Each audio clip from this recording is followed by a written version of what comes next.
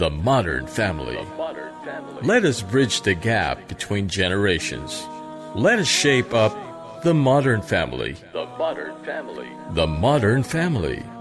Join the discussion and give us your feedback. Live with Hatem Al Abdussalam and Dr. Wa'il Al-Harasi. The modern family. I always thought about perceived. I had a great feeling inside of me that one day I'll be there with you. And now that we're here, feeling so good. Bismillah ar-Rahman ar-Rahim. In the name of Allah, most gracious, most merciful, all praise be to Allah, the Lord of the heavens and the earth, and peace and blessings be upon our beloved Messenger Muhammad sallallahu alaihi wasallam. O Allah, grant us knowledge, wisdom and sincerity. Dear brothers and sisters, we salute you all with the salutation of the people of paradise. Assalamu alaikum wa rahmatullahi wa barakatuh. Welcome to your program, The Modern Family. We have a brand new topic today, and we're honored for all our guests and all our listeners for today's program. Today we have an interesting topic as well. The topic of today is young adults and responsibility. And to start off, Assalamu alaikum Wa'il. Alaikum salam. How are you today? Alhamdulillah. I hope you had a wonderful sleep. I always and energetic. do. Yes, I always do, and I do sleep a lot. Thank you very much for reminding everybody about that. Now tell us, why was this topic important? Why did we choose this topic? Hatem, we always discuss about what topic do we choose for the program. Of course, there are millions of topics and titles, but we tend to prioritize and think what is most suitable to be discussed, and then we go into the struggle of finding someone to talk about that, someone that we think would really give the topic what it needs and deserves. And today we're not short of people here.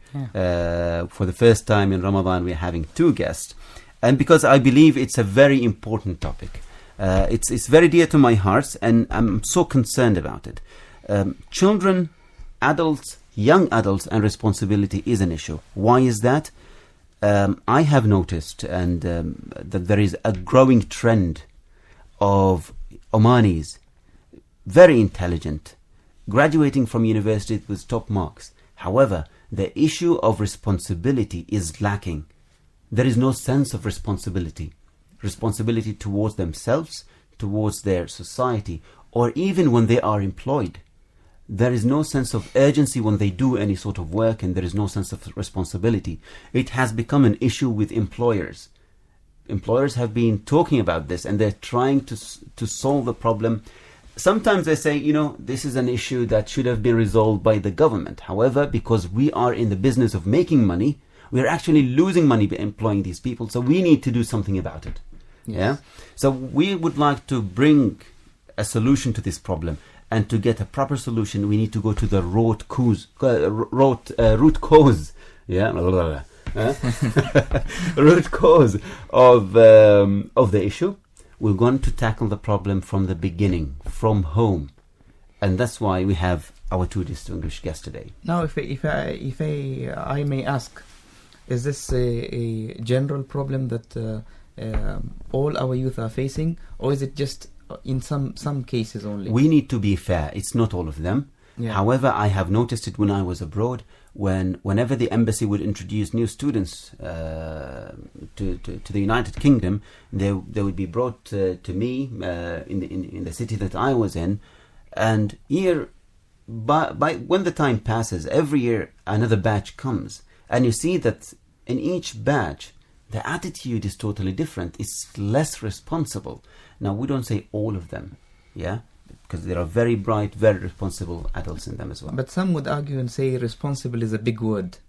What do we mean? Maybe later on this is what we would like to discuss and find out what is responsible. So today we would like to introduce our honorable guests. First we have His Excellency Sayyid Faisal bin Turki Al Saeed, who is the Director General of Marketing and Media at the Public Authority for Investment, Promotion and Export Development.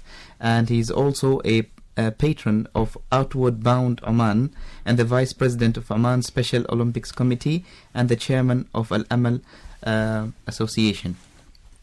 Assalamu alaikum. Wa alaikum salam. How are you today? Alhamdulillah. Great to be here. Thank you. And we also have Sheikh Ali Abdullah Al-Maskari, who is a responsible parent and also had joined us earlier in one of our shows. Assalamu alaikum, Sheikh Ali. Alaikum salam. How are you today? Alhamdulillah, very good. Alhamdulillah. Nice to be back. Thank you so much. Thank you. It feels like home, isn't it? Excellent, yes. So, welcome both of you. And it's a great honor for us to have you both here. From two different points of view we would like to get. And I bet that today's show would be a very rich one. Each one of you will bring a total new dimension to this. So, if we may ask, how do you see the problem? Do you notice any difference in the generation today from, let's say, generations 10 years ago? Bismillah ar-Rahman ar-Rahim. I think it's a big topic, and as you both rightly said, how do we define responsibility without being perceived as we want people to be ideal in every way possible? I think responsibility evolves and grows with an individual, and I think it needs to be at a certain stage inherited or kind of taught somehow. And the role of families as a main nucleus is very important. As a general trend, I would agree with you that there is a trend, and this is not generalizing, that there's a trend. Our young youth are responsible, but not in a manner where I think it would be positively reflected on what is expected of them. There's an obvious trend that the interests are actually moving towards things that might not necessarily positively influence their future, nor would it positively impact in general what the nation requires and needs. And I see this as a person who's been working in the government for about 16 years now. I have been sitting with my colleagues for numerous interviews. And for the past 16 years, the biggest challenge we find is that it's not about how many years of experience do you have, or we look at an individual and how does he or she think, and what will they add to the family that they are joining, and the set of values that they have. And it's not about how well you scored at the university, but it's about how you can be able to, first of all, embrace a new environment, adapt, and add to it. And the general trend is, when we look at what most of them are interested in, the majority would actually lean towards securing a job. It's very important that I secure a job. It's very important that I know how much I will be paid, and at the tail of that list would be, and what would be expected of me. That's even if it would be asked. And the very few we spend a lot of time, and those we feel that might share the same values would be the people that we think might be the ones that can evolve in this. So there is a big concern, I think, in general, that the interest today in the young adults and young youth is not necessarily, and I think in my personal opinion, the influences today are different from our time. 70s and 80s and 90s, with the introduction of internet, etc., social media, it kind of pulls you away from something else, I think, and this would probably be something that we will be talking about. You have reminded me of something very interesting story that happened at work. We were interviewing one of the candidates, and the first thing, he came late for the interview. And first impression. Yeah, first impression. And then the panel was around 4 people. And when he came in, and then he started using his phone during the interview. So he took a call, and we had to wait for him to finish. And then that's a very kind panel. Yeah. And then we wanted, we were very curious to find out what's going to happen next, And then we asked him a few questions, and he said, I don't have much time. Just tell me how much is the package, so that I can know whether I should. And we said, we're very, very sorry for taking very much of your time. So please show us, as they say in Egyptian, عرض كتافك. So we have those sorts of candidates, and we have also very good candidates who are very determined and who ask questions, and they want to know their responsibility, and they're very keen and energetic to give to the nation. I think this guy just did not understand the word of market need, and he thought that you're really in need, begging him to be there. Anyway, one word you mentioned that really captivated my attention when you said, when we employ or interview people, we want them to be part of the family. Yeah. It's it's a very good analogy that you say that the workplace and the team, normally people would refer as a team, a workplace and a team, a very corporate sort of environment. You said family. Yes. And this implies a lot of things. If we just discuss this, we would be talking, I think, beyond the time we have for the show. I'm sure Sheikh Ali has more experience than anybody in this room, and Yes. he has maybe good stories to tell us about this. Tell me, what do you understand from that, when you said the word family, as a workplace, as a family? Yes, a family is an integrated team. Okay, integration, one. Yes, it consists of father, mother, daughter, son, sister, brothers. So if a working place you all share as a family, then you are fully integrated. Yes. Yeah, and also you feel that you are obliged always to give more Absolutely. in a family without even being asked. So I would do more for my brother, my sister, my parents. And if I consider my workplace as not only a team but as a family, I would always be encouraged to give more. So really spot on. I think there. within the family there should be a sort of chemistry, where people tend to work with each other for the same goal. Yes. Yeah, Yes. not each one of them, directing to a different direction, and just thinking about themselves. Yes. I think having the common goal and having the bond between the people within the organization is very, very important. Yeah. Yes. So well said, Your Highness. There. But I think well there's said. something very important here. Going back to the sense of responsibility, we as a committee, we are about 5 people who sit from the various departments, and we would collectively assess any candidate, regardless of who they will be joining. So it will be someone that will be joining my department, his department. And I feel the amount of responsibility on ourselves as well. Even if it wasn't for my department, I'm still responsible to make sure that whoever joins the organization would fit in. So we go into a various debate of who actually fits. And going back to the family, my responsibility towards my team is that whoever I will be sitting and actually assuring or assessing that he or she will be joining them would fit in. Because if not, I would be responsible for bringing someone that does not fit. And because it's a small team, they will always go into a lot of conflict. Yeah. That is as well very important. I just wanted to add to another thing, is that the responsibility of the organization to choose the right people. In terms of, do not have the high parameter where you only look at the marks and you look at the work experience and neglecting the personality of that individual. I remember when I was in the Far East, and at the final year before graduation, all the big companies in the area would come to recruit, and they would look for people with personality and charisma. We have top students in the university who could not tie even their shoelace, who could not even have a conversation with other people, and they can never make it in the workplace. So the high score and the long years of experience do count, but also the personality. You don't want people who would be unproductive, who would cause trouble and chaos in the organization, who would be unresponsible people. So all these elements need to be taken under consideration, and organization need to take this responsibility. Recruitment is a responsibility. Yes, first of all, it's very important analysis. Once you employ somebody, it's very difficult to fire him. Yeah. So it's better to go through this stringent Screening process. Yeah. But when you get one, you get the right person. Yes. Because getting the right person is the most important part, and just get a person. Now, responsibility is a huge burden to some. Yeah, but sometimes the people, they enjoy responsibility as well. So it has both sides of the coin. Yeah.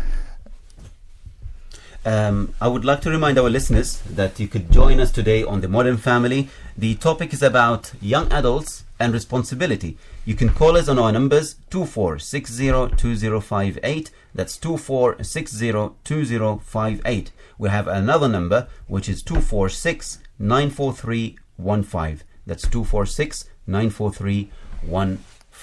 Sheikh Ali, I just want to finish off that Hatim's question.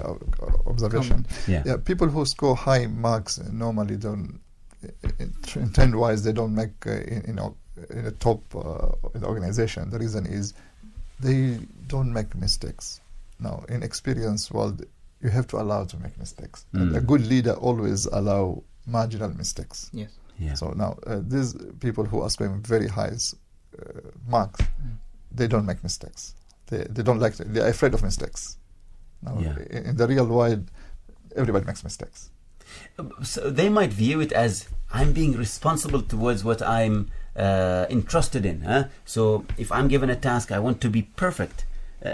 What do you say to that sort of mentality? They say, I don't want to make mistakes. It's my duty to be perfect. Correct. Is it? Then you constrain your thinking, because then you are only in a small box of getting everything right. Because making mistakes is one way of It's a learning learning. and taming yourself. Yes. This is where families come in. I remember we were raised in a house where my father has always been very strict, because he was very concerned of how we would behave when we're out with people, etc. Yeah. But that strictness as well resulted in that there was not enough room to actually debate and give and take. But I was very careful to try to not replicate that same model when it came to my own family. Okay. And I see how important it is for our children to have an environment whereby they could actually make mistakes and come comfortably and speak about those mistakes. And it is our responsibility as parents towards them to explain what we believe might be the right way of doing it.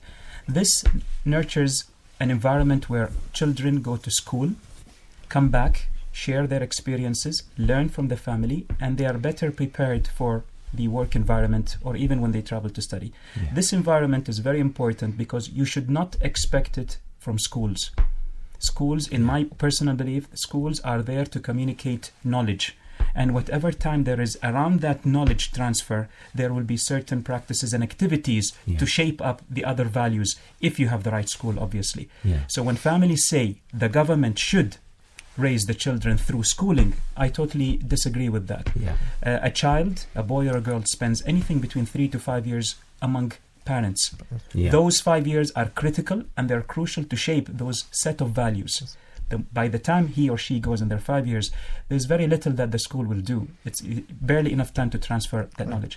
This is why it's a ladder that you go. By the time someone comes and graduates from university, when you do the interview, you're not assessing what happened or what they've learned in the 12 years, not even the 4 to 5 years in university. You're actually, as a matter of fact, you're looking at the set of values and beliefs that they have that has been inherited over the years.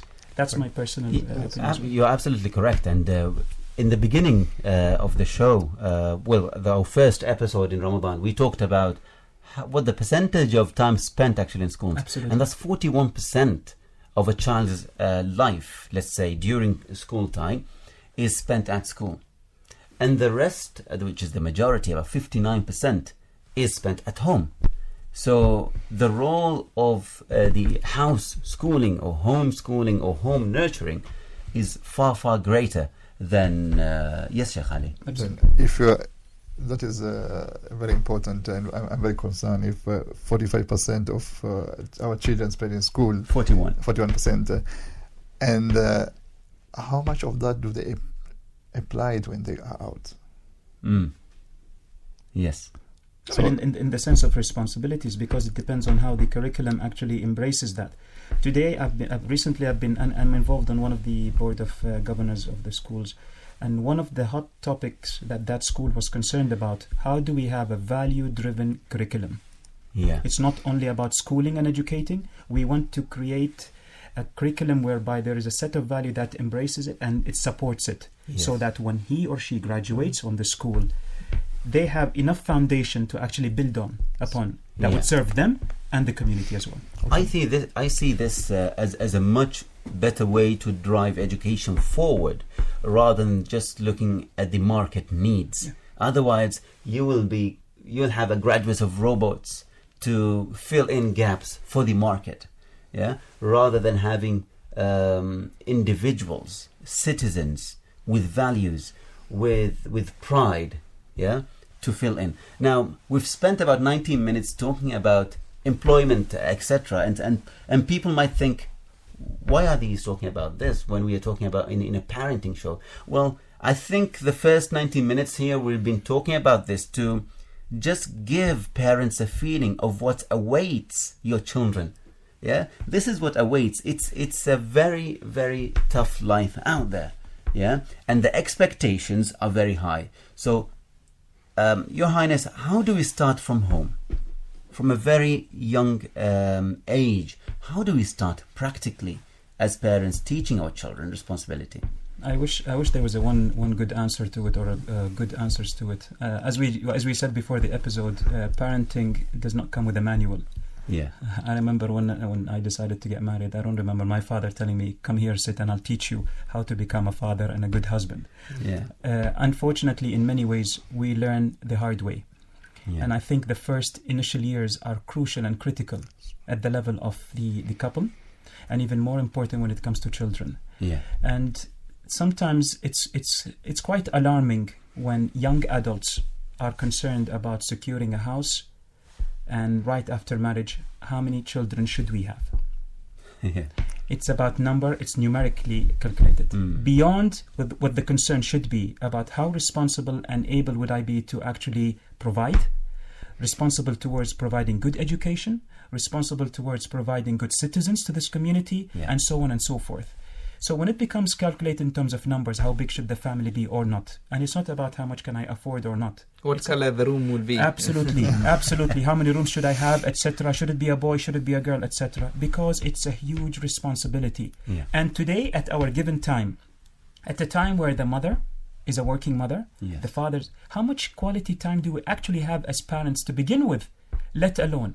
Now, add on top of that, I go back to social media and internet. Yeah. We're so tied up with our mobile phones. You notice that at the end of the day, we don't really have enough quality time with our children to spend in teaching. But to teach what? We will only teach them what we as well inherited. So we sometimes as parents need to be as well, go to that reshuffling process of re-evaluating. Have I inherited what my parents taught me? Or have I built on it? Do I understand and comprehend what today's environment is all about? Yeah. Do I actually understand my children? All this goes to parenting and how challenging today it is. And I wish it comes with a manual, or at least a series of manuals where you can choose. But there won't be anyone to tell you.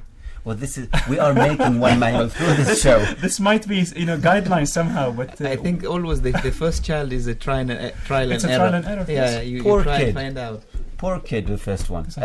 Sometimes he's lucky because he gets a lot of attention. But lot of also pictures. a lot of pictures as well. Yeah, you tend to break your camera taking photos for your first child. But at the same time, he becomes a victim of our ignorance. Yeah, as parents.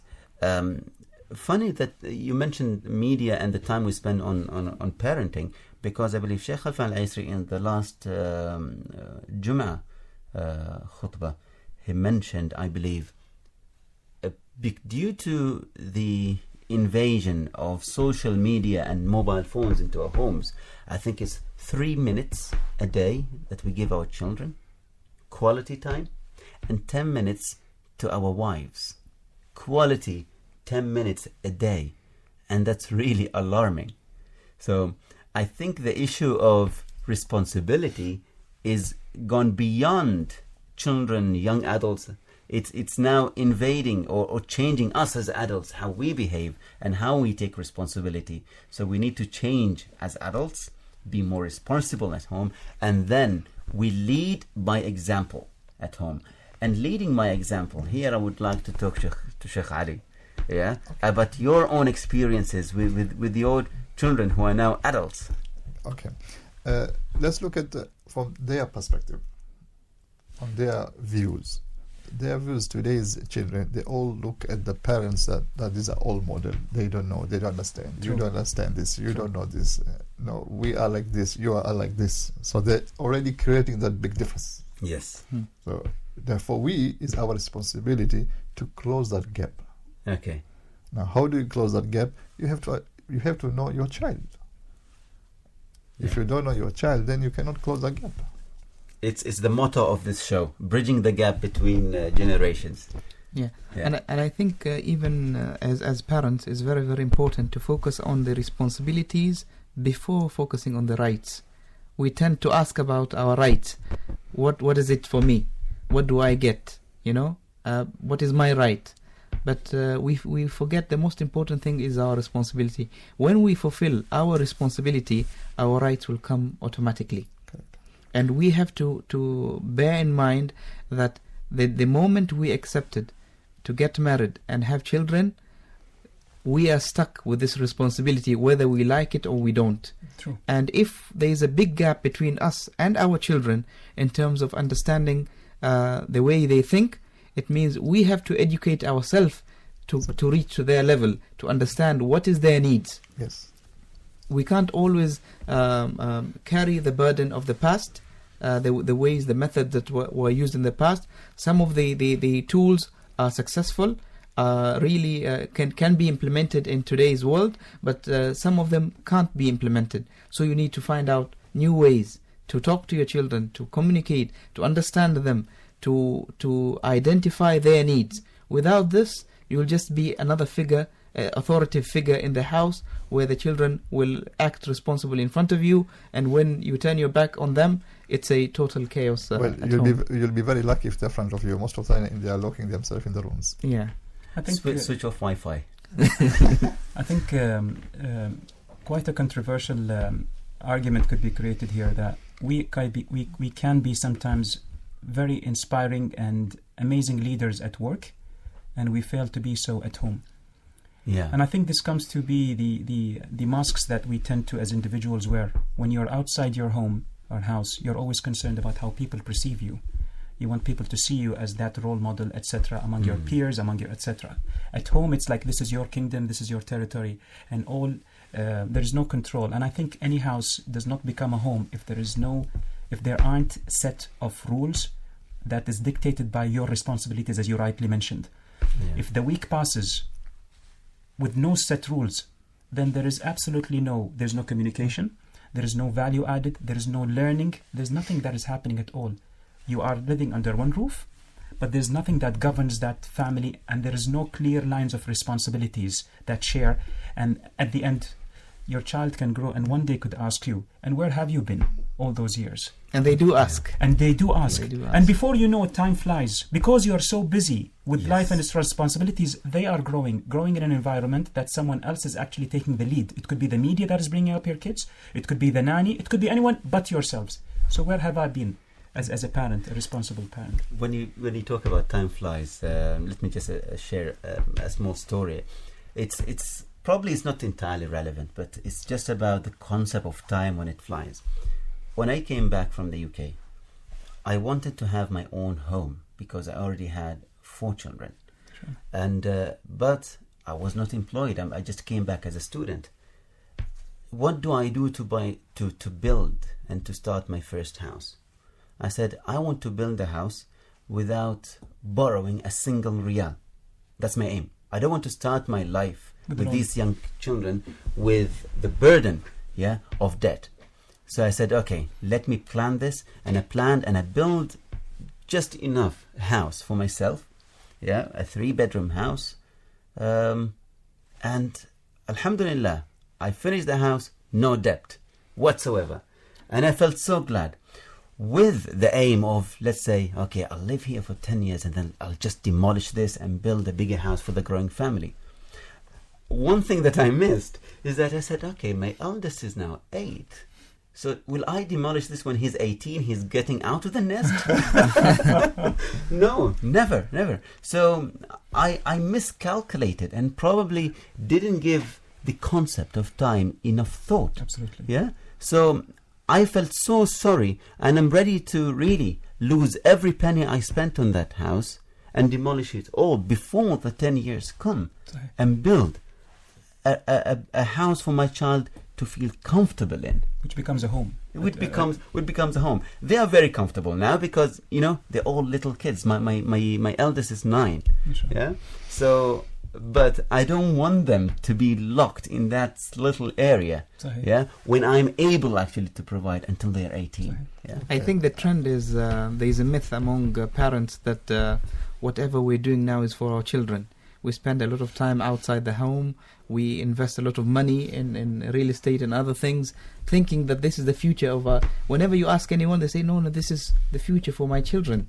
And that's mainly the fathers. Which is nonsense, really. The future of your children is the time that you spend with them, the values that you instill in them, the morals, the religion that you teach them. All these things which are really important, you left them at the end. You hardly do them. And you focus on the materialistic gains that your children will have after you pass away. And without having a balance in these two things, then you will be totally lost. And we tend to forget that the neglect that we have on our children today, one day we will be retired and we will be old and we will need them and they will not have time for us. And it will be tit for tat. And that's the time when we start regretting all the sad moments that we could have had with our children. And we just missed the opportunity. Time flew. And time indeed flies, dear listeners, here in the studio. First half an hour, we'll take a very short break, and we would like to remind you that our lines are open and you can call us on 24602058. That's 24602058. See you after the break. The Modern Family. The top 5 rules for raising great kids. 1.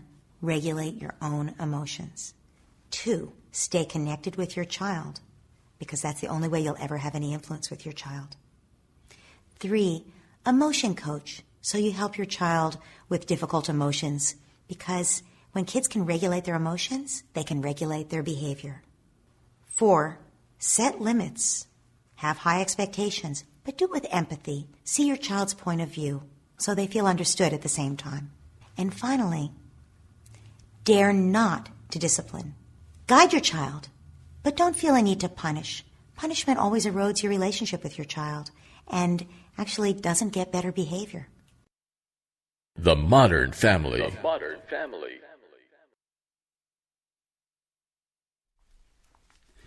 Assalamu alaikum wa rahmatullah, and welcome back to The Modern Family. Today's topic is about responsibility and how do we raise our children to be young adults and responsible adults inside the house and outside. It's a very important topic. Responsibility is a very broad word where it goes beyond responsibility of just taking care of yourself, but also taking care of others and being responsible in society. So, Sheikh Ali. Yes, responsibility to the child, or first, given to the child. Is the child is taking responsibility or given to him? Okay. Now, if you wait until he takes the responsibility, then we have to train him to take responsibility. And what is the hierarchy? You mentioned a hierarchy, which was very, very interesting. Yes. In the family, let's come back to the word family. In the family, if you look at your circle of influence, you have the very highest influence to your kids, either daughter or son. Then the next one will be the wife. Okay. Then becomes the father, then the brother, because the distance, you are spending so much time or so much money with your kids. Okay. Come back to the materialistic spend, is you tend to spend more to the kids. Not the wife? Yeah, not lucky so you. The first 2 years. I mean, come on, Sheikh Ali. A toy would cost 5 riyals, a ring 5,000 riyals. Well, if you have 4 kids, then you have to buy 4 cars. At least you have only one wife. You have only 1 car. 4 cars a month. So children really are the roots. So now, since you have that influence, and those are the future parents, we should really focus of what do we want them to do in the future. We should draw a roadmap for them and give them responsibility in steps. First, inside the house, please give me that, give me this, do your bed, clean this, take this to the kitchen. And if we don't do that, if the maid is there, then that responsibility has been outsourced to the maid. And that's where the first crack of the issue. Yeah. You know what? I can't recall one day that my father told me, go and get me a glass of water. Not in my life that he ever told me. He would always just go and do it himself. But not saying that he wasn't giving us responsibility. I think he was just picking and choosing. What is it that I would like my child to do? And what is it that I would like him also to learn? That just do it yourself, no matter who's around you. Yeah. Unfortunately, I didn't learn from him that. So I can't recall he ever told me, go and get me a glass of water because he was thirsty. If he's thirsty, he would just go and get it himself. However, because we live in a farm, it was our responsibility to look after the livestock sometimes, the trees. When the day tree starts, fruiting, then you get the green, the khalal, we call it khalal. It just drops. Whose responsibility is it to go and clean the whole area? He would say, you know what, kids, go and collect it in a bag. For every kilo, I will give you 100 beza. What we do then, we just weigh it, and it would be an event that we all just go and do it with pleasure, with joy. You're sure you don't put stones? I wouldn't tell you who did it. And, I think Hatim, you think everybody likes you, like you? I'm glad I didn't know you in my childhood. You'd have feeded me with these thoughts. This is being business-minded. Okay, and what amazed me now, going back and things, he didn't just sit back inside the house. He would be there with us. He would be with us, guiding, instructing, and enjoying his time with us. Although he would come back very late from work, but it is quality time spent with his children.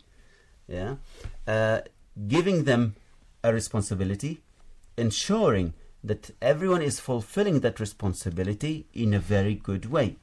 Yeah, if there is any mistake, he would teach us. So he'll be mentoring us at the same time. It could be a very trivial task, but it's not about the task. It's about the learning process. Dr. Weil, I think many times we fail to address the task to our children. We assume that they know.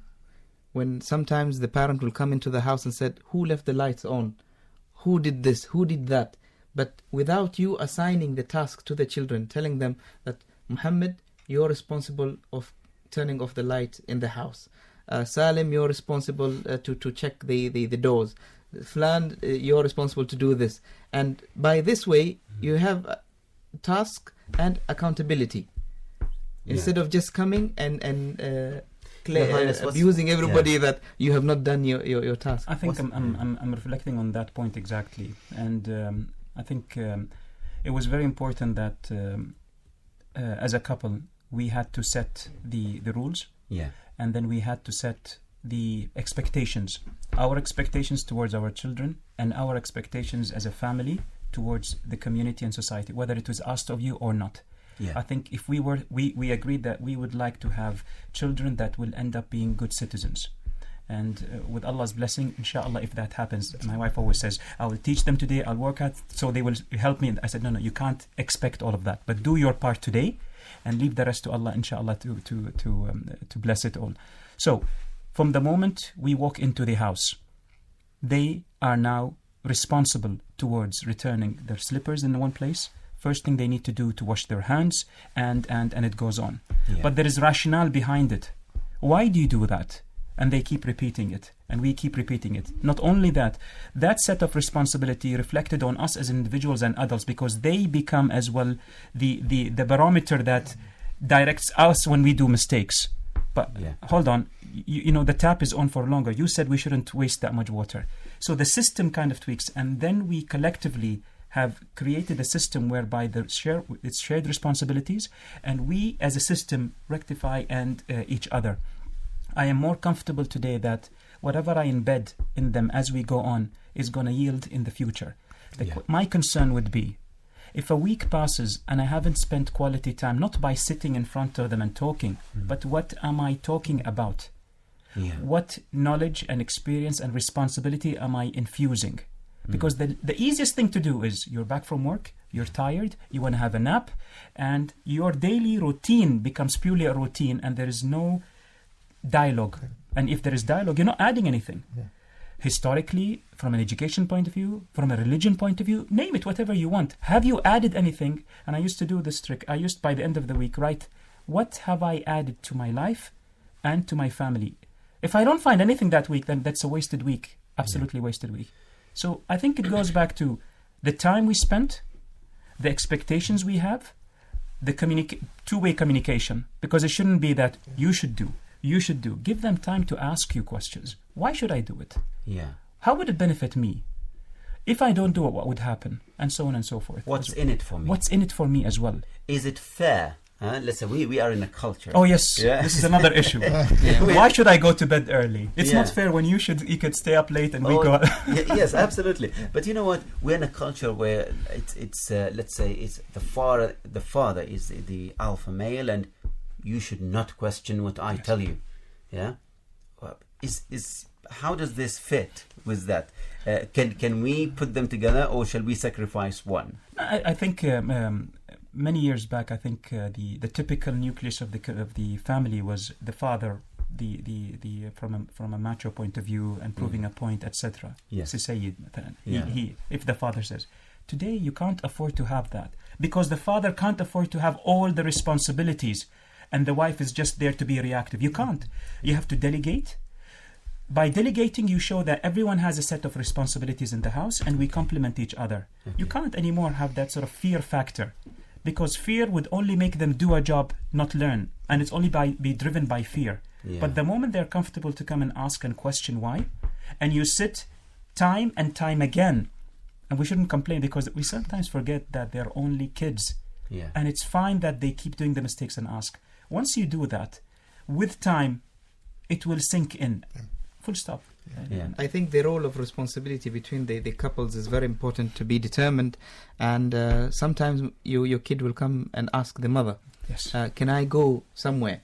And the mother will direct him to the father, go and ask permission from your dad. Yeah. And if the child comes to the dad and says, can I wear this? And the dad will say, this is the role of the mother, go and ask the permission from the mother. And this way the child learns how an organization works. Every department has their role and responsibility, and where to go and ask for the permission. And you for example, if she goes to the mother and the mother says no, and what children tend to do, they go to the dad, can I do this? The dad has to be firm that, what did your mom say? Did she say no? If she said no, means no. I cannot override the authority of the mother. Based on the initial agreement that they both have set right from the beginning. Yes. Absolutely. It's very important. Yes. Those are the guidelines that govern this relationship.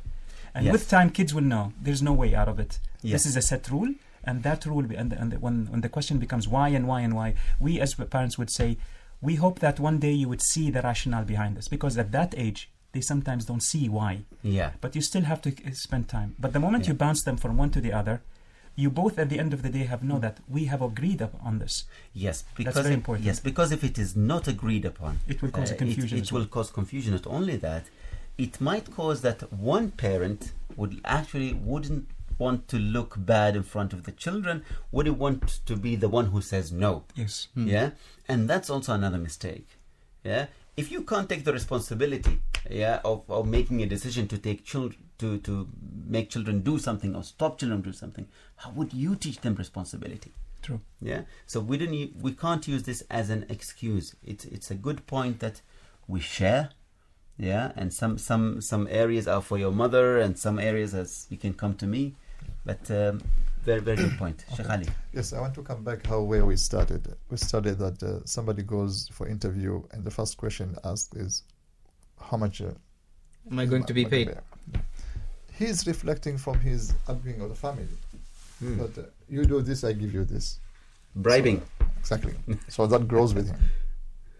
So the changes has to start from the root cause. Root cause. Yes. Yeah, so it's an engineering term here. Exactly. Yeah, as engineers, we always like to talk about. So we need to learn the new tricks, not just to give you 1 riyal if you do this. And actually, we're contributing to this, Sheikh Ali, is that we raise our children that you need to go to school so that you can enter university. You need to finish university to get a good job. You need to get a good job to build a house. You need a good house to have a lovely wife. You know, it's all materialistic. It's not values.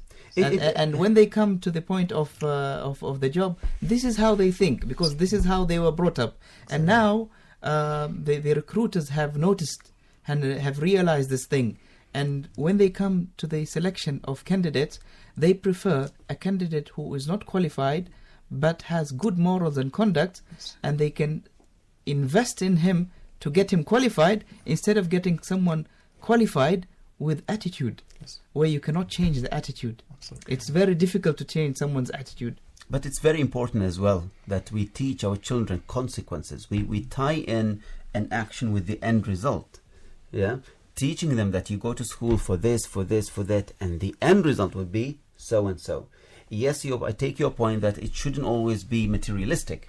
Yeah. But the end goal could be something so unique and so high up there and not materialistic. But linking the action with the result, or let's say the other way, let's set a goal for them and then teach them the way towards that goal, step by step. And then they will be more responsible people because you're teaching them how to think and how to plan. And these are some of the attributes of a responsible person. Yeah. I mean, as human beings, we tend to, as they say, bil-fitra, take things for granted. If you raise a child that through love and only love, you will be basically getting this and that, I think that's not the right way to do it. Yeah. Yes to rewarding, but that rewarding should be conditioned, driven by achieving a goal. Because that is very much needed in life, regardless of whether it's a job or not. Yes. I need to work towards something, I need to plan, and if I achieve it, I'll be rewarded. It's a human nature. But the rewarding should not be influenced by how much we love a child, because actually that backfires. Yes, exactly. You know, that soft side of where, because in every time that child asks me something, etc., and so the rewarding, the gift, will have absolutely no meaning. I remember back in the days where Eid meant new clothes and present. Today, not Eid, it's taken for granted. Yeah. So there's nothing that you strive to achieve. The other thing which I totally agree with, interviews as well are governed and by the limited time you have to see through a person. It takes time to actually make someone relax, and only then you could see certain areas. And most cases, it's just like they say, and forgive me, the audience if you listen, marriage is as well, it's kind of a risk that you take. Yeah. Yes. You have the first impressions, but you only get to know the person after a year or two, just like you have a friend, very close, but one day you decide to travel with each other. And on that trip, you see things that you never saw before. Absolutely. And only then you can decide whether you carry on with that person or not. Just like when someone joins a job. Yeah. They would keep their real face during the interview as much as possible. And it's responsible that we intimidate them, to push them to the limit to see what actually ticks them. Yeah. Some people, I remember we had this debate with Emmanuel. No, you're too hard on the candidates. I said, am I asking anything that is impossible to answer? I said, no, that's not, but you're pushing him or her too much. I said, would you rather do that now or be stuck with someone that no matter, and it has nothing. Some people think that an organization would invest in training and the training would change. Training does not necessarily change attitude. Yes. It does not change. It will acquire knowledge, but if he or she wishes to acquire the knowledge, fair enough. But it does not necessarily mean that it'll make him a better person, because they don't have it in them to begin with. Exactly. The training actually bets on the attitudes initially. Yeah, that it's only a person with a positive attitude would be able to take something out And of embrace training. and build on it. Absolutely. Yes. And Yes. talking about training, how many people do go to training and they stick to the days of the training from day one to the last day, and how many of them come back implementing what they have learned in that training? Now, if you see, some of the people, when they come to choosing the training, is choosing the location, which is the most exotic location that I can go to. It's not about the training anymore. Yeah. So this continues and continues and continues. Even if you want to implement a project, people, before being enthusiastic about joining that project, what is it for me? How much can I get out of this project? What's the bonus out of this project? They wouldn't want to know the details of the project more than the package that comes with the project. So I think this trend continues until it goes to leadership. These people, when they progress and become leaders, they will also implement the same thoughts that they had, and this will implicate on the people, their subordinates. Having a reward system is key in raising children. Yeah, you must reward them with something. You must have some sort of incentives for them to do things. However, we need to pick and choose. We have to be smart as parents, that we don't always tie a chore with a reward. Some things you just have to do. Yeah, you don't have to be told, you don't have to be rewarded. So for example, if I tell my children, make up your beds, they shouldn't expect a 1 riyal every day, yeah, for making up their beds. Making your bed, because that's your bed, that's where you feel comfortable, so keep it clean. It's for your own sake, for your own benefit. However, when it comes to something else, something far greater, like I would say, listen guys, if you memorize Quran, if you memorize this in this time frame, give them a challenge. In this time frame, I'll give you 10 riyals. I think it's fair to say that organizations, whether government, non-government organizations that are responsible to deal with family issues and family development issues, should be spending more time investing into new techniques and methods to communicate all that. Yeah. I would love to, as a parent, there's no harm in admitting that it would be nice for someone to sit with me and explain to me, how do I spend quality time with my kids? How do I define the set of responsibilities that begin from the family and spread on to the town, the village, and then at a national level? Yeah. How do I actually break down the day, the week, whereby those little responsibilities are actually adding up to something bigger? From the time I teach them to make their bed, but what does making their bed teach them? Yeah. What does making them learn the value of time teach them? Yeah. What does the value of cleaning up after they play teach them?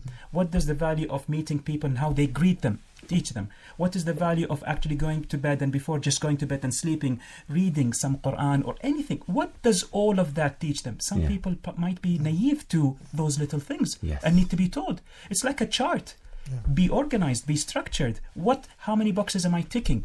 What should be those boxes? Those guidelines are very much needed, and I think it's a responsibility that we as an individuals and as institutes and organizations are responsible towards as well, teaching one another rather than taking it for granted that people know or people wouldn't like to be told. Yeah, yeah, absolutely. It's dear listeners, it's a very, very interesting topic today, and we would like to remind you to call us on 24602058. That's 24602058. Teaching children responsibility to be more responsible adults is not a very easy topic. And when we talk about a trend that has been growing of irresponsible young adults, we have touched on the things that we are missing, that were here before, the sense of responsibility that was within society before, and we are missing those. However, one other point is that even during that time, we were not perfect. There were other areas where people did not show any responsibility. Are we improving? What are those things? Are we improving? Sheikh Ali, you lived long enough and gathered a lot. Why you keep on emphasizing on that? I'm talking about wisdom and not age here, Sheikh Ali. I think His Highness said it, that yes, the improvement is there, but the sense of direction probably is not the same. The emphasis is not the same.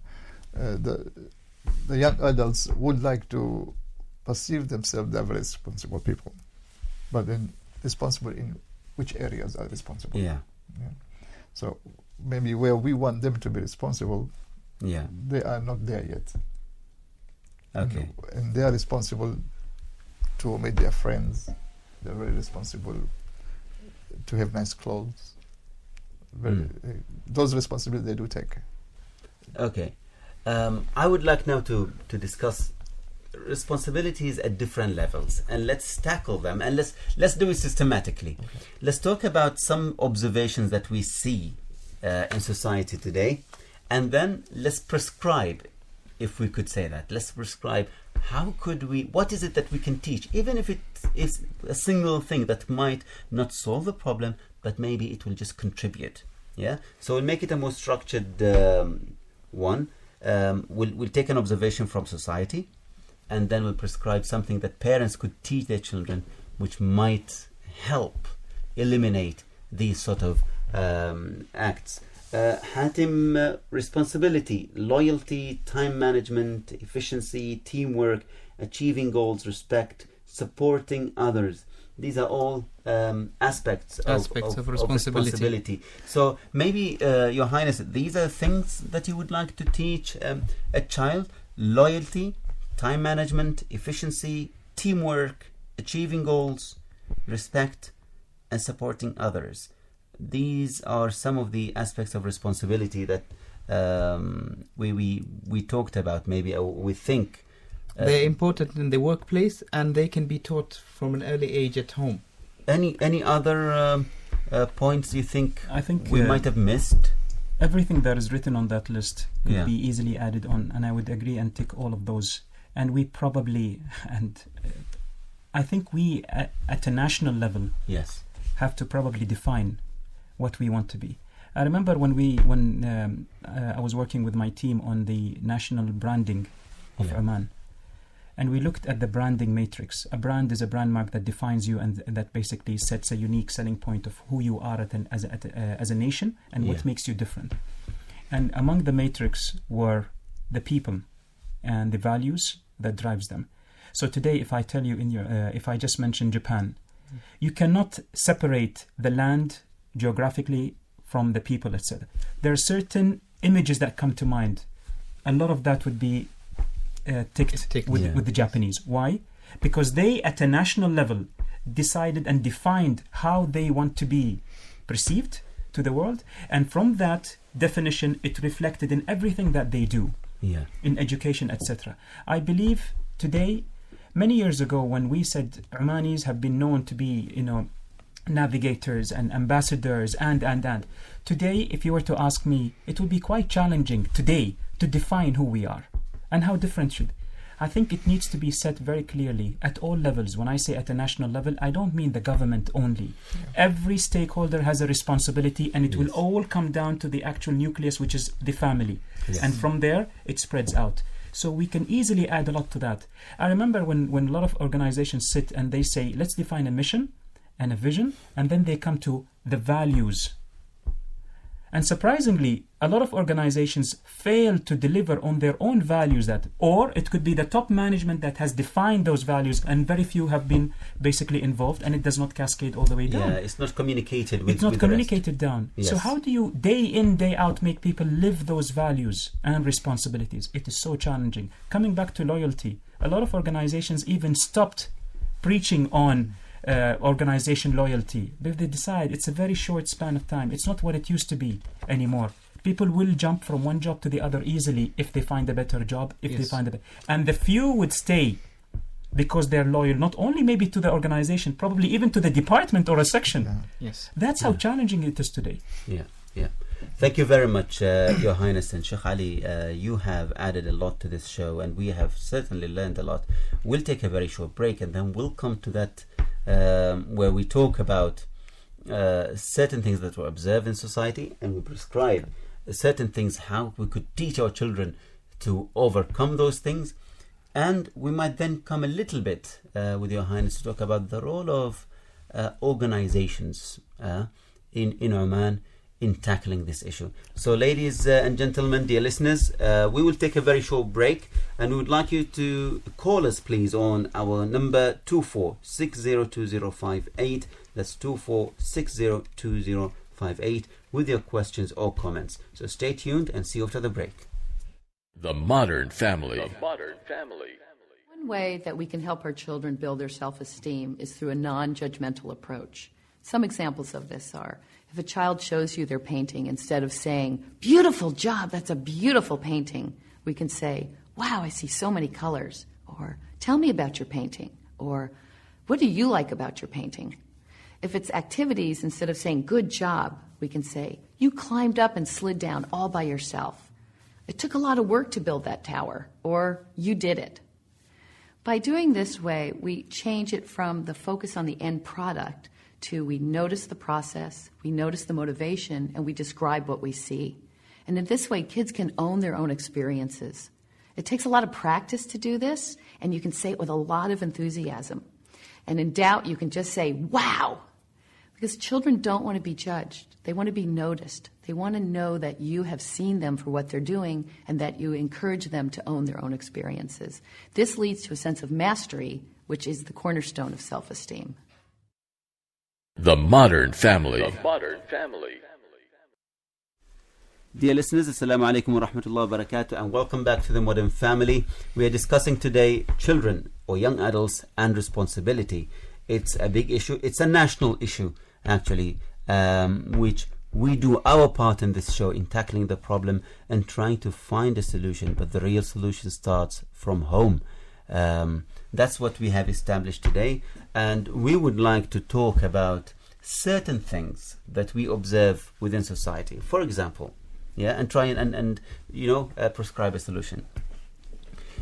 You see an employee early in the morning speeding, irrespective of lanes, right and left, maybe past a red light, irrespective of whose turn, he would just come in front of you and speed back to work. If you ask him, why are you speeding? I'm late to work. As soon as they get into the office, maybe half an hour late, they take another half an hour at their own sweet time, getting relaxed while other people are waiting to be served. All that urgency is lost as soon as they enter the office. It's an attitude. We say this is not having any sense of responsibility, because people have been waiting for half an hour while he was late, the employee was late to serve whoever is waiting. Maybe they might even go to have breakfast for another half an hour. And then come back, it's already 9 o'clock, 9:30, and people have been waiting since 7 o'clock. When they process the paperwork, they could serve 10 people an hour, but they might even do 10 people maximum a day. There is no sense of urgency. There is no sense of responsibility. This is something that is touching almost everyone in Oman. How do we raise our children? Because it is our children who will actually grow and take those positions and be there. How do we solve a problem like this? Sheikh Ali and Your Highness, Okay. The question is yours, and we need a solution. Let's just start with what is I like that. We need a solution. He wants a solution in half an hour. solution. Something that will contribute. I think solution is a bit optimistic within half an hour left, but it's a transition, and Yes. it's a first step when you can start. First is we have to be proud of what we do. Now, in the past, Omanis are well known being hardworking. They deliver almost, you can say, perfection, very good quality. But today, in most organizations, they would even avoid to employ an Omani. Now, why is that? Because it is perceived that Omani is not delivering, irresponsible, incompetent. Yeah. So Such a step back, huh?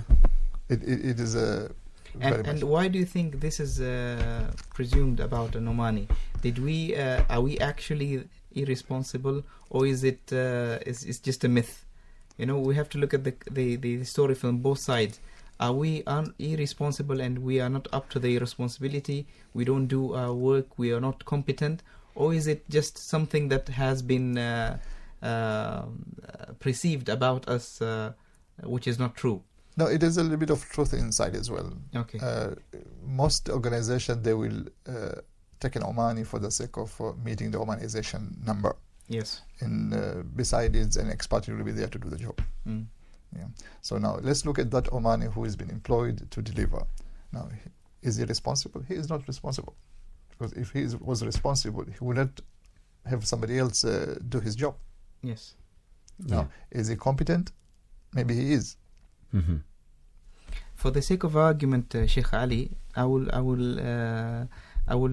fit the shoes of the youth in nowadays today, and some of them claim that maybe we're not paid enough to do the job, while others, our fathers and uncles who have been in the market, before us, they were paid even less than that, and they gave everything they had.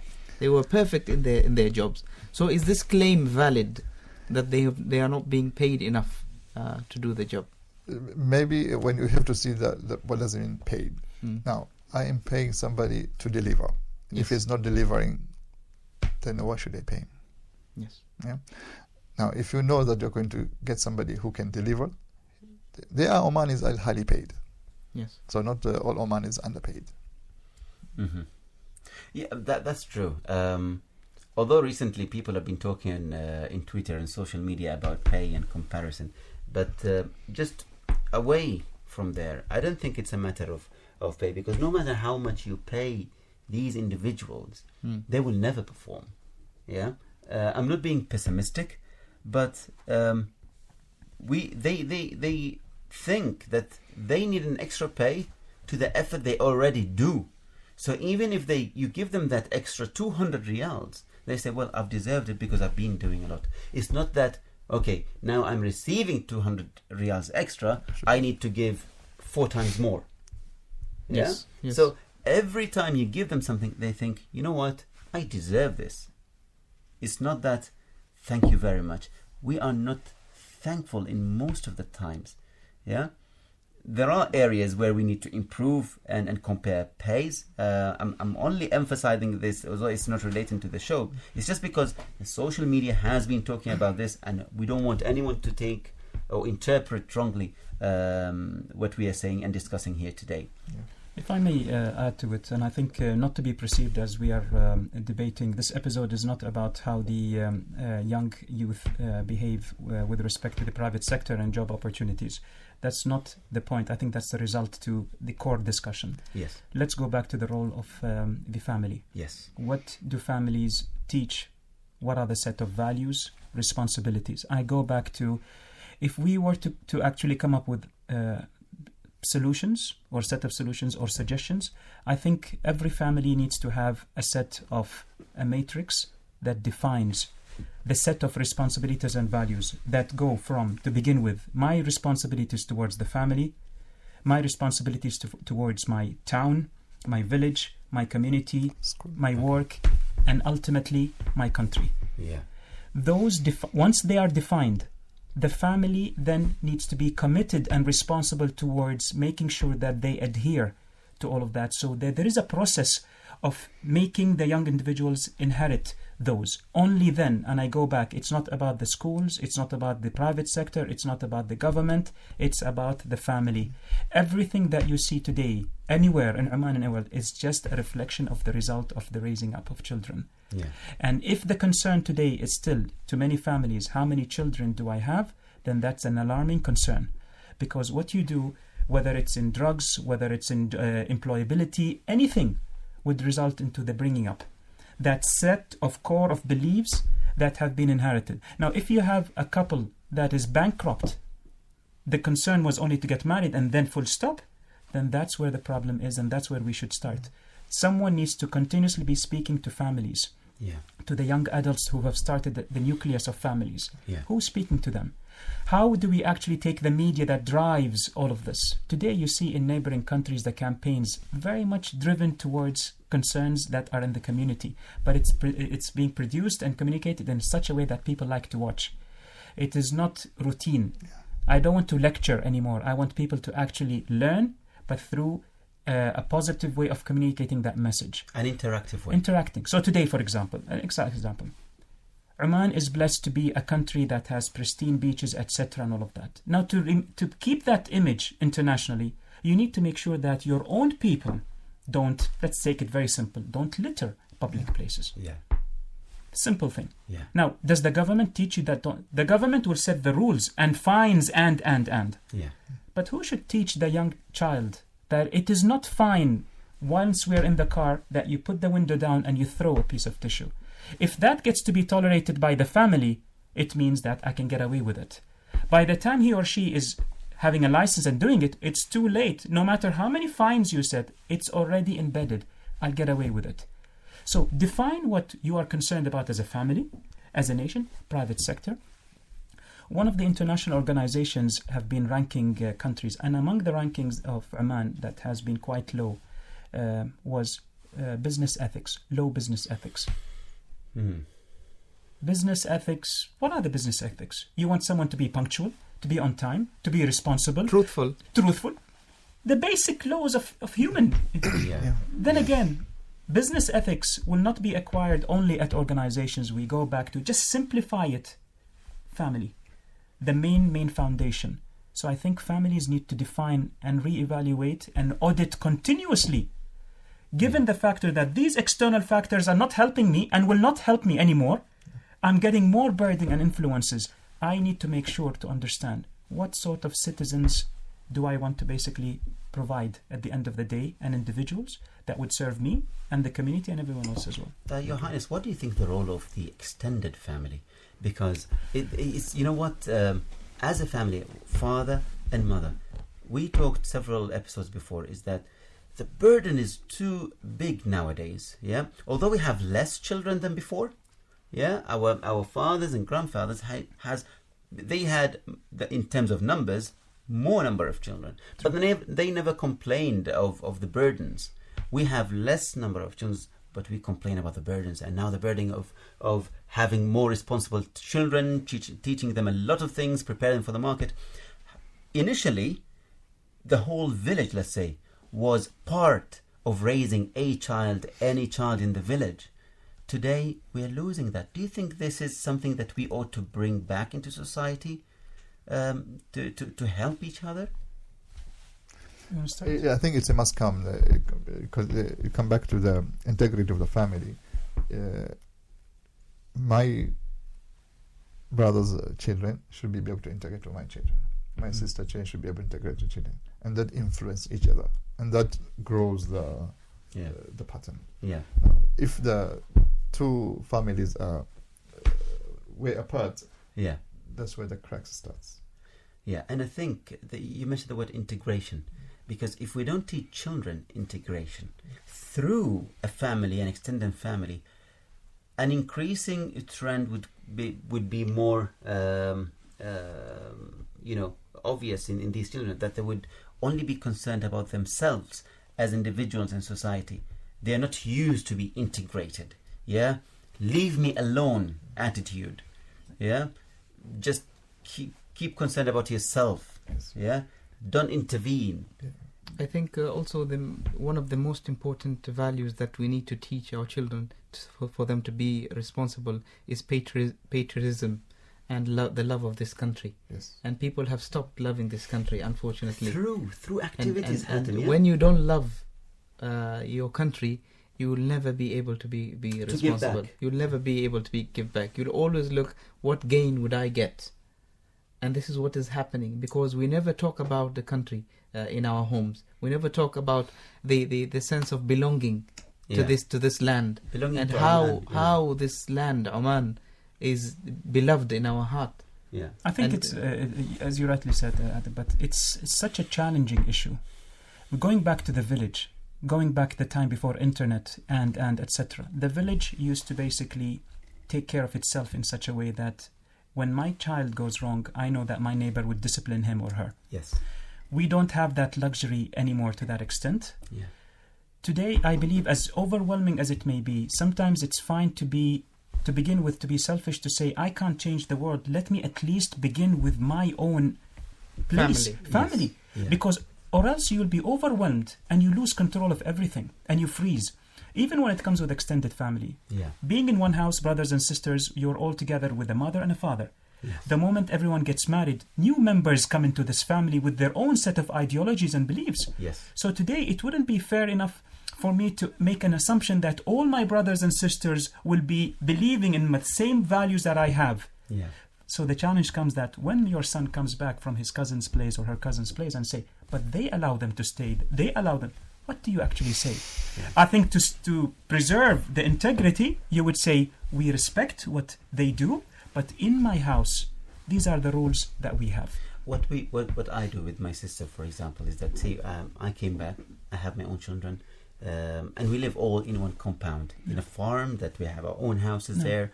And I think one day that we did together is that, okay, we need to understand that we are different. Sorry. However, we are going to live together very closely.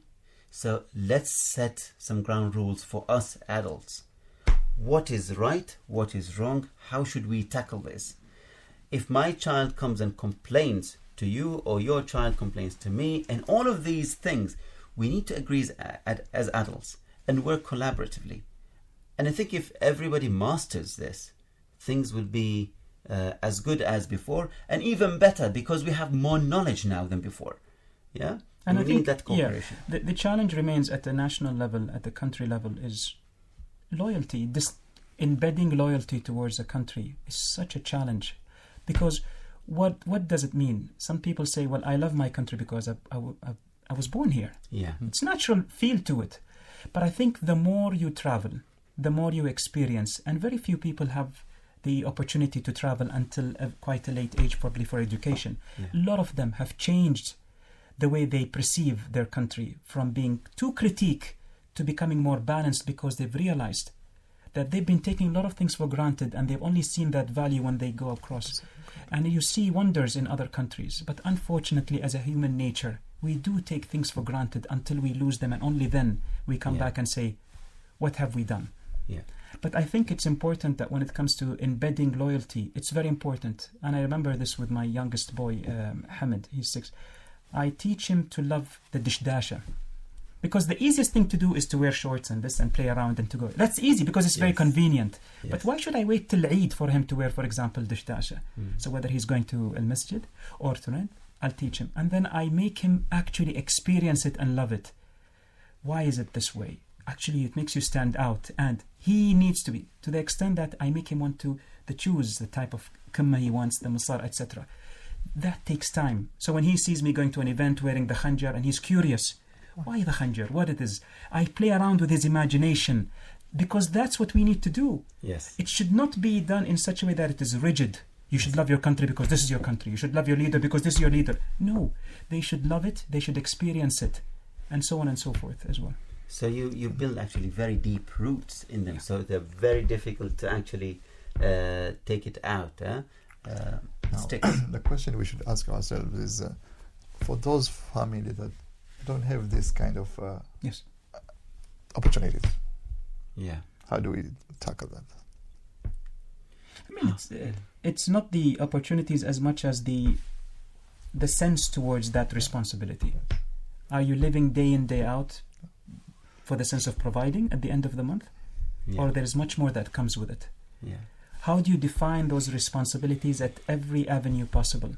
That's the concern today, because the time flies, but we don't actually spend time to define who we are, what we want to do, and how does my family relate to the bigger picture as well.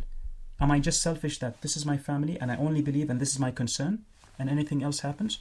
Or someone that goes on that this is a responsibility. The moment I set foot out of the house, it's my responsibility towards the street, follow drivers, the school, etc., etc., etc. It all goes back from the... But you need to define it for them to see it. Exactly. And I think being a role model for your children is also very important. If you preach to them something and you yourself don't follow, then you're just wasting your time. So the parents themselves, they have to be tuned, and they have to be to act at their best, so that they don't become a hypocrite in front of their children, because your children will ask you and will question you. You have asked me to do this. Why are you doing the opposite? And today the children have the guts to ask us. So instead of being harsh on them and saying you dare and ask me this question, act on it. Yes. And become a good role model to your children.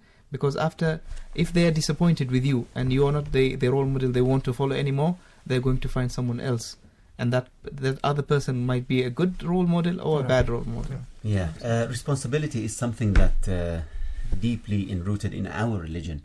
So it's not something that we need just to solve national problems, but it is something part of our identity.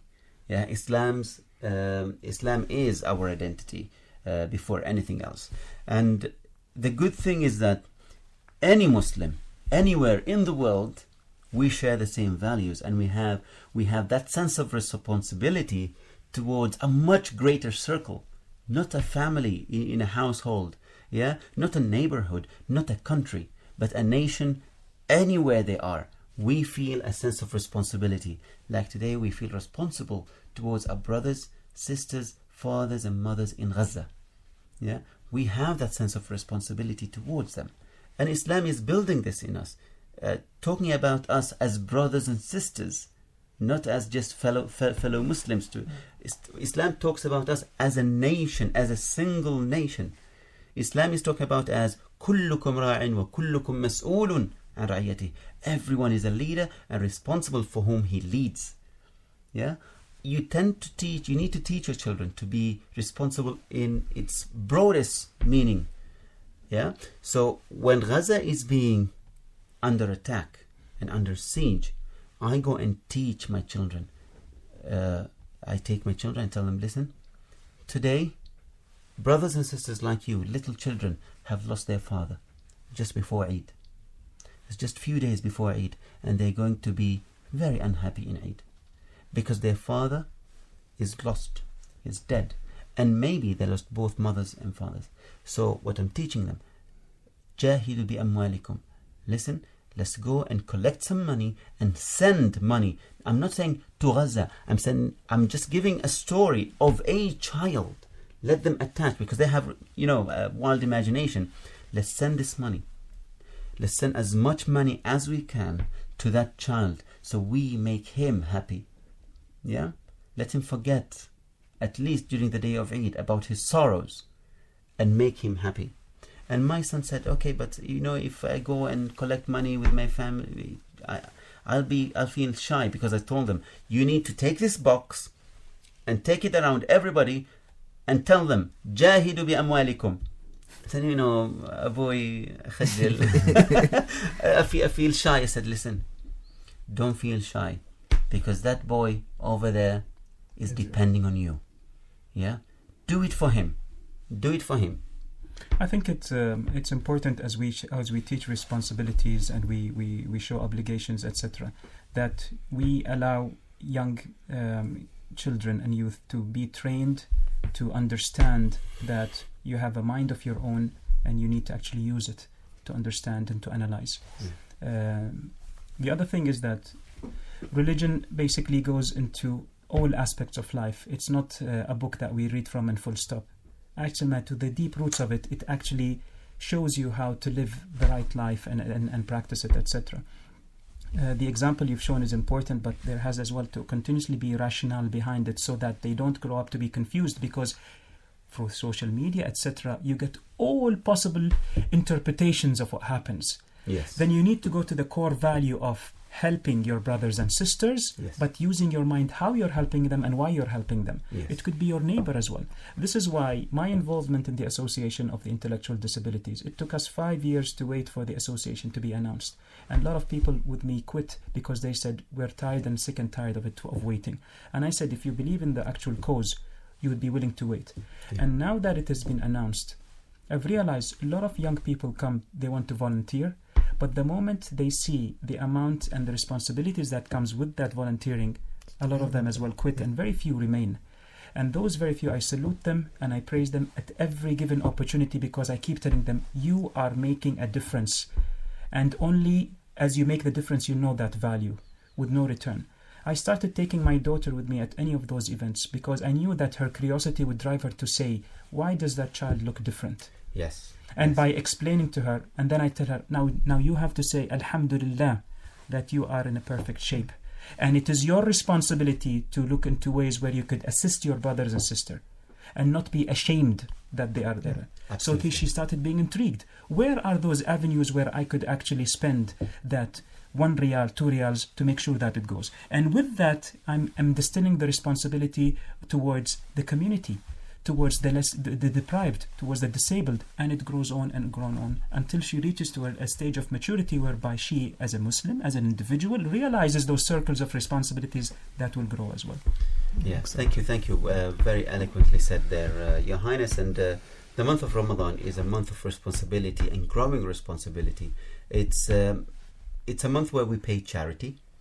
It's a month where our our integrity is also tested. Honesty is being tested, and honesty makes a big chunk of a responsible human being.